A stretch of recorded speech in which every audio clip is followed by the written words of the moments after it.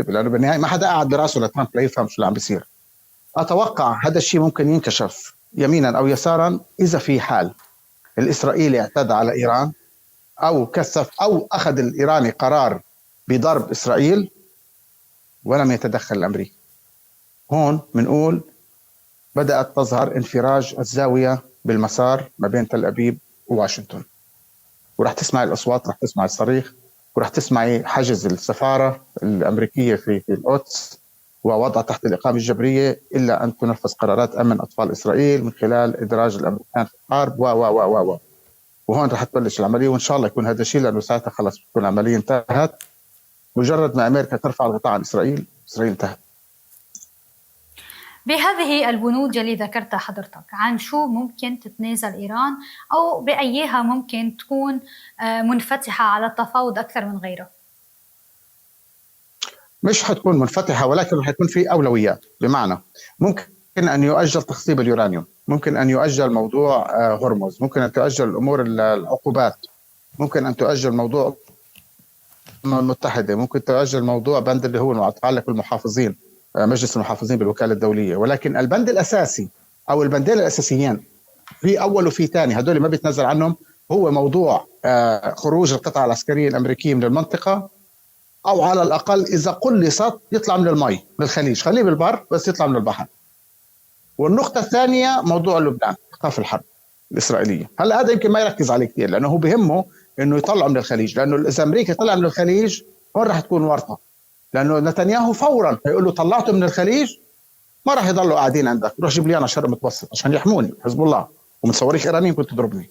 وهنا اللي برجع بقول لك إياه، راح تبين النوايا الأمريكية. هل حيبرموا من ناحية قناة السويس ليفوتوا على الشرق المتوسط، وبدهم يمروا من وين؟ من باب المندب، من عند أبو يمن. بدك تشوفي أبو يمن إذا بمرقهم ولا لا كمان. هاي نقطة. النقطة الثانية، إذا وصل لهون على المنطقة، هل أمريكا فعلا حينخرط ولا حيضل زي أيزنهاور بعيد عم بتراقب بدون ما يشارك بالحرب؟ شوفي نحن وصلنا لنقطة اللا عودة، خلص الأمور عم تخلص. فأكبر خطأ، وسمعتي اليوم الصبح يوم مستشار سيدنا الخميني الله يرحمه طلع وقال نحن لن نقبل بإيقاف الحرب أبدا، لأنه إيقاف الحرب له خسارة لإيران. هذا قرار الشعب ميراي وصل لمرحلة اللا عودة بإيران كلها. يعني بلبنان هون مثلا عندك أنت بتلاقي بعض الأشخاص شو بقول لك، تعبنا من المقاومة من الجمهور، يعني تعبنا، بيوتنا تكسرت، بدنا حل، بدنا انفراج، بدنا انتصار، بس كمان بدنا راحة، بدنا كذا، بدنا إعمار. بإيران ما بتسمعي هذا الكلام أبدا. إلى أي مدى ممكن تتمسك إيران؟ نعم، إلى أي مدى ممكن تتمسك إيران بمسألة وحدة الساحات أو بمسألة وقف الحرب في لبنان كشرط لوقف الحرب؟ شوفي هناك في فرق بين عملية التملص من لبنان أو المناورة مع لبنان. يعني ممكن في مكان ما إيران تترك حزب الله يأخذ قرار، هذا مش معناته تركته بس بتبعد. مثلا لما كانت الحرب على اليمن، خذي مثال بعاصفة الحزم، شو كان النص البيان الإيراني؟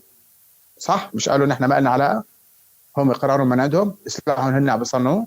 طبعا ما حدا اقتنع من الغرب بهذا الكلام، ولكن يجب أن يكون هناك فصل بالساحات وليس التخلي عن الساحات. في فرق انك انت تعملي فصل بالساحات والتخلي.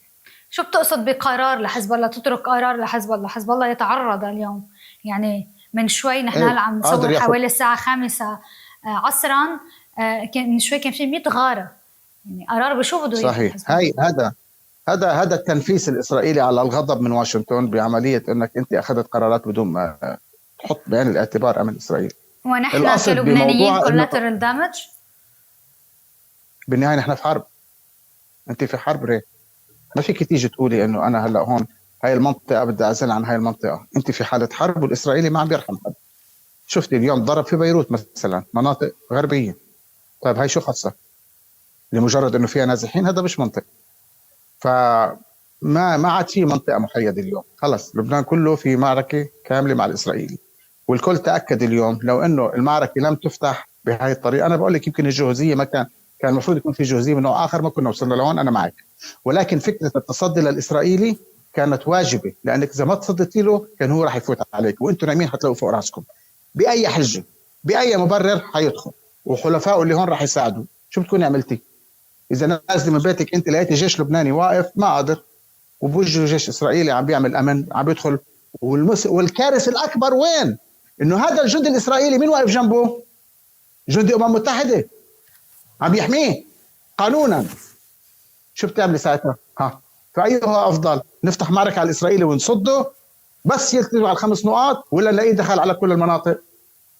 إسرائيل كانت فايتة، هذا الكلام تفهموه. إسرائيل كانت فايتة. إذا ما تمت هاي المعركة كان البلد كله حد. رح نرجع نتفصل بالشأن اللبناني، بس نخلص من الموضوع الإيراني. إذا إيران تمسكت بالإبقاء على إقفال مضيق هرمز طالما لبنان يتعرض للضرب، وفي بعض التصريحات بهذا السياق، عمليا ما فعله ترامب من الموافقة على اتفاق هو من باب إذا بدك أنه تبين إيران حسن نيتها بفتح المضيق. ما فتحت إيران المضيق بسبب تعرض لبنان للضرب، شو بيصير بعدها؟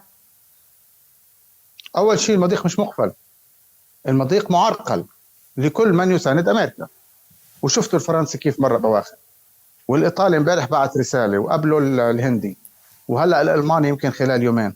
طيب ما هي فرصة للكل، شوفوا كيف عم تمرق البواخر. والصيني مرق له. طيب ما تفضل اطلع من العباءة الأمريكية اللي ما رح تفيدك إلا إنك دمار لاقتصادك، وجرك أنت وهو الإسرائيلي اللي يجروك للهاوية ويحاربوا بآخر دم بطفل من أطفال استثماراتك في دولتك في أوروبا، وانفد بجلدك. وفي عندنا نحن دول عظمى تقدر تحميك وتطلعك من هاي المشكلة وتمرق كل بترولك. هذا حق ما رح نمنعك فيه، وما رح ندفع شيء عليه أصلا. بس إذا بدك تضلك ضمن الدائرة الأمريكية الصهيونية، أكيد بدك تخضع على نفس الظروف والشروط والأحكام لأي قطعة تصنف على أنها قطعة عسكرية اقتصادية، أو اقتصادية العسكرة بسموها. هي اقتصاد العسكرة. اقتصاد العسكرة هي القطعة التجارية والكيميائية اللي هي تتبع للجهات التي تمول هذه الحرب على أطفال إيران. من هذا المنطلق تم اتخاذ القرار أن تعامل كمعاملة القطعة العسكرية بالضبط، إذا استطاعوا. وعلى فكرة كويس إنه مش عم بيحجزوها، انتبهي، عم بيخلوها بس عم بيمنعوها من المرور. لو احتجزوها هي كارثة. طيب برأيك مشان هيك عم نقول العملية لا بيده. نعم، برأيك أستاذ هادي، أمريكا يلي أطلقت حرب على إيران من أجل الملف النووي على الأقل كما هي تقول، هل من الممكن أن تجعل إيران تكسب جراء هذا الحرب نووي من نوع آخر، اللي هو النووي اللي عم بوصفه البعض بالنووي الجغرافي، أي السلطة على مضيق هرمز؟ برجع بقول لك ليس هناك سلطة على هرمز. موضوع هرمز هو فلترة كل أعداء المحور، أعداء البشرية، لأنه صهيوني أمريكي. والدليل أن لك شفت بريطانيا اللي هي الراعي الأساسي كانت لتأسيس الدولة الصهيونية، هلا بريطانيا تنط من العباءة الأمريكية بتمرق تجارتها، وكأن شيء لم يكن بالنسبة لبريطانيا. ما عاد في شيء اسمه قرصنة. هي ما اسمها قرصنة، هي اسمها ضبط حركة مياه من أجل هدف لإنهاء التمرد الصهيوني أمريكي على المنطقة. هذا هو اللي عم بنعمل. وبكرة إذا الحوثي كمان بلش يشتغل بنفس النظام ونفس السياسة على باب المندب، معناته اختنقوا. يقول قناة السويس رح تموت. يقول اليوم ترامب لن يكون هناك تخصيب لليورانيوم في إيران، وبيقول كمان الولايات المتحدة وإيران ستنبشان وتزيلان جميع الغبار النووي المدفون. تعليقك؟ يروح يطلعوا إذا قدر، يروح يطلع. ما هي مقبرة بدها تكون لإلهم. شوفي أنت، يعني أعطيك هجيب لك إياها بطريقة ثانية. شوفي أنت خلية النحل، في عندك أنت الشهد والعسل بقلب الخلية جوا، وأنت مهمتك تفوتي تقيمي هالعسلات من جوا من قلب الشهد، تقيمي الشهد كله مع العسل. بس شو بدك تقطع على الأقل 12 متر لتدخلي إلى قلب الخلية. أنت بتوقع شو حيصير فيك من أول المدخل لآخره، وإذا دخلت حتقدري تطلعي حتى لو العسل معك، لأنه رح تنهاري من كتر عسل النحل اللي حواليك، لأنه مسافة طويلة. هاي إيران أي مكان بده يخلوه بريا، انتبهي. مشان هيك عم بقول لك الأمريكي متفوق عسكريا وصاروخيا، بس إنه يعمل إنزال بري، وإلا كان عملها. ليش بده يفوت 15 يوم؟ وعلى فكرة برجع بقول لك أنا لا أستبعد خلال اليومين القادمين يحاول يعمل إنزال بري، بس مش بالجزر، مش بالجزر. راح يعملها بطريقة إنها تكون خفية وخفيفة الظل، بحيث إنه يكون عملية تسلل والدخول إلى منطقة معينة، بس اللي هو مش عارفه إنه ممكن يمكنوه من الدخول إيرانيا. فإذا دخل لنقاط معينة راح تكون استدراج، مثل ما صار بقصة الطيار، هتكون استدراج وبالتالي ضبط كل المجموعة، وممكن ما يتم الإعلان عنه. انتبه، ما تقول إيران قلناهم، هيقولوا لم يتم علينا إنزال. هذا بيجننه أكثر، إنه فرقة كاملة اختفت، وين راحت؟ نحن داخلين بمعركة قاسية إن شاء الله لو جربوا يعملوها برية. قلت لي مثل ما صار بقضية الطيار. شو صار بقضية الطيار؟ يعني الدعاية الأمريكية تقول إنه أنقذوا الطيار. أنقذوا الطيار، بس علقوا بمكان ثاني، أخذوا إحداثيات للمجموعة كلها اللي نزلت ورجعوا تتبعوا الإحداثيات. هذا البيانات كلها اللي عم بقول لك إياها غير دقيق، وهذا اللي سمعناه. نحن ما فينا نحن نطلع أي شيء إلا بعد ما نسمع بيان رسمي من القيادة العسكرية ليعطونا سيناريو كيف تمت، شو الأهداف وكيف من الألف للياء. بالنهاية ما حدا بيعرف مري، يعني هاي بالنهاية إنهم مسكرين على حالهم كل المعلومات، وهذا اللي عم بسبب نجاح العمليات، لأنه لا يمكن الخرق نتيجة عدم وجود معلومة تخرج لأي شخص كان خارج المجموعة العسكرية الضيقة. حتى الحكومة ما بتعرف، الحكومة نفسها ما عندها خبر، عراقجي ما بيعرف، رئيس الجمهورية ما بيعرف. أخذوا قرار بعزل أنفسهم عن الكل، القيادة العسكرية، وهم اللي عم بيحركوا، وهن اللي بياخذوا القرار إما أن تقف البندقية أو أن تستمر. برأيك الهجومات اللي اليوم تمت على دول الخليج هيدي لأنه بعد ما وصل القرار للمستوى العسكري، ولا لأن المستوى العسكري غير موافق؟ طيب أنا رح أعطيك نقطة وهي خديها قاعدة وحطيها براسك. إيران إذا بدها تضرب نقطة خليجية رح تطلع تعلن، إذا ما أعلنت يعني مش هي، من الآخر، لأنه مش خايفين، ما حاسبين أي شيء بالنسبة لضربة الخليج وعم بيعترفوا فيها. لكن إذا بس كان نفسه رئيس الجمهورية لما طلع اعتذر ووبخ، شو بدك أكثر من هيك وضوح؟ يعني مصر حاول يقول إنه بالغلط مش مقصودة لن تتكرر، ووبخوه قالوا له لا مقصودة. طيب هذا اللي بياخذ هذا القرار ليه بده يخجل انه يقول ضربت؟ فاذا طلع وقال مش انا، ففعلا هو مش هو، معناته في حدا عم بورطه. وهي مش بعيده عن اسرائيل يعني، وامريكا، امريكا تحديدا. يعني تقول انه اليوم الضربات تقول اليوم هي ضربات امريكيه او اسرائيليه على دول الخليج. لا يطلع الايراني وينفي، بنقول لك خليج، بنقول لك امريكا اكيد. اذا ما نفى الايراني معناته هو الحرس. صحيح انه كان في ضغط صيني على ايران للقبول في المسعى الباكستاني؟ اكيد. شو يعني كلمه ضغط؟ انتبهي، شو يعني كلمه ضغط عشان ما تتفسر غلط. كلمه ضغط بحيث انه بيحاول قدر الامكان بالاقناع، تقديم ضمانات، وفي كل مره وفي كل جوله نقاش مع طهران، سواء الباكستاني او الصيني، يمكن الروسي شوي عم ببعد عنا لانه صار ماكل اللوعه اكثر، بس الصيني والباكستاني كان جواب طهران دائما انت فيك تكفله، تتحمل المسؤوليه القانونيه السياسيه والعسكريه في حال كلامك خرقوا الامريكي. كان يسكت، بسكوته كان الموضوع ينرفع، تبقى مقترح مش اكثر، انه قدم مبادره في مجال للاخذ والرد. طبعا هي لا ترفض كليا، بس طبعا دائما بس يجيبوا مقترح من امريكا، الصينيين او الباكستانيه او العمانيه لما كانوا قبل، وعلى فكره احتمال العماني يرجع على الطاوله هلا، هذا اللي صار. بيكون في رد ايراني بمقترح مقابل. كيف يعني؟ مثلا جابوا ال 15 بند ردينا ب10، عرفت كيف؟ فهذا هو على فكره. حتى موضوع ال 15 14 يوم بكل بساطه ترامب ممكن يطلع يقول انا قلت كلمتي ب 15 بند وانتهيت، انتوا رديتوا ب10، انا ما قبلتها، رفضتها، زي ما انتوا كنتوا تعملوا بايران، تقولوا نحن ما قبلنا كلام امريكا، نحن كنا عم نسمع بس مقترحات منه. مش كنا نقول انه نحن ما لما صاروا يروجوا من حوالي 10 ايام انه ايران قبلت بالمقترحات وانه في وساطات وفي نقاش مع ايران، وشو قلنا لكم؟ لا، مش معنى اذا اجى وسيط صديق جاب مقترح امريكي رماه قدامنا نسمعه، بس هذا لا يعني ان احنا قبلنا فيه. هو ملعون هلا عم بيلعب نفس الدور بال10 بنود، عم بقول انا سمعتهم بس ما هو فات، انا اعطيت 15 يوم عشان ادرس الموضوع، بس هذا لا يعني انه وفات عليهم. ما طلع قرار بالكونغرس. ال10 ال5 هدلاك ما شفتن انا وصلتنا بس هاي، لانه نعم. هدلاك اعتقد ما طلعوا من الجلسه. قرأنا ال10 بس ال5 ما عرفنا شو هن النقاط ال5 يعني واضحين، طالما انه رفضوا ايرانيا.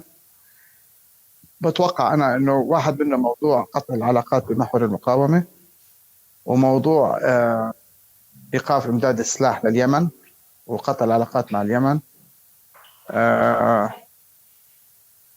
موضوع حكومة بإيران أكيد، معارضة، إعطاء حق للمعارضة بعملية تغيير النظام الحكم، يعني بحاول انا اشوف النقاط اللي كان عم بروج لها ترامب اللي هي مرفوضه ايرانيا. بس هدول النقطتين، ما بعرف الثلاث نقاط الثانيين شو ممكن يكونوا، بس شيء بهالمجال يعني مش اكثر. نعم. لانه هاي النقاط اللي كانت مرفوضه ايرانيا. طيب هيك كرمال نعم. السماح للدخول للمفتشين الامميين على كل المراكز والنظام الصاروخي البالستي. نعم. كرمال بس هيك نلخص ما تكلمنا عنه في الشأن الإيراني قبل ما نفوت تفصيلا على الشأن اللبناني. أنت تقول من الممكن أنه ترامب عم يعمل خدعة، ولكن الأرجحية الأكبر أنه تكون خدعته لنتنياهو. بس هيدا ما بينفي أنه ممكن نشهد عمليات عسكرية أمريكية في إيران في الأيام المقبلة. هلا طالما أنه الصواريخ الآن نزلت على تل أبيب منذ قليل من إيران، ولم تهبط صواريخ لا على الخليج ولا على أمريكا، فالأمريكي عم ببوس إيده ووجهه وقفه هلا بقول الحمد لله أنا بعيد.